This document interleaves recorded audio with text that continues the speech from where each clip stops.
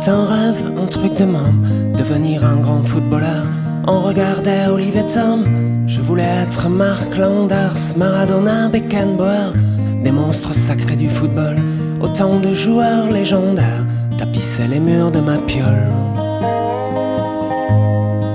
Je possédais à l'évidence quelques atouts indispensables. J'avais en plus de la puissance une technique remarquable, un ego des plus latanesques, un sourire à la Ronaldo, toutes les qualités ou presque pour briller au plus haut niveau. Je m'étais fait tatouer sur le corps mon numéro porte-bonheur, le nom de mon premier sponsor et puis l'adresse de mon coiffeur.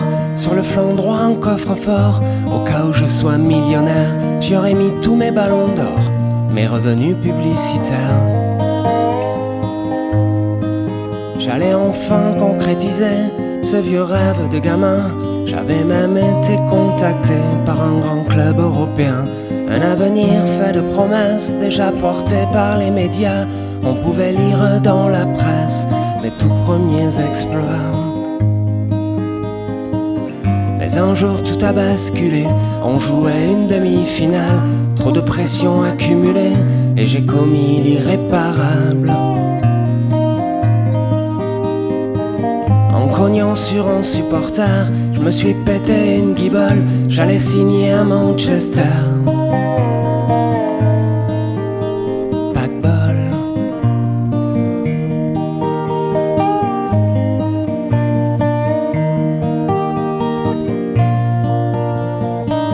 Après ça tout s'est effondré, je m'en suis jamais vraiment remis. Mon rêve à son tour s'est brisé, pour moi le foot c'était fini. Mais je me suis dit un beau matin, je pourrais devenir chanteur. Saltimbanque quoi, bon rien, je me sentais à la hauteur. Et assez vite j'ai compris que j'étais fait pour ce métier et que j'avais a priori toutes les chances d'y arriver. J'avais appris tant de chansons avec mes anciens partenaires, on les chantait à l'unisson après les matchs dans les vestiaires. Je me suis fait tatouer sur l'épaule la guitare de Jean-Louis Aubert, sur l'avant-bras une clé de sol, ça c'était pour ouvrir les bières. Et puis au-dessus du coffre-fort, je me suis fait faire une étagère. J'y aurais mis tous mes disques d'or, les souvenirs de ma carrière.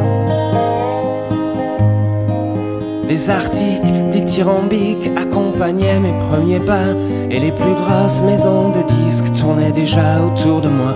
Les choses semblaient vouloir dire que j'étais sur la bonne voie, et de nouveau mon avenir brillait de tous ces apparats. Mais un jour tout a basculé, j'étais invité à une fête. Trop de pression accumulée, et c'est parti en sucette. J'ai massacré un producteur qui me regardait de traviole. Il voulait me signer chez Warner.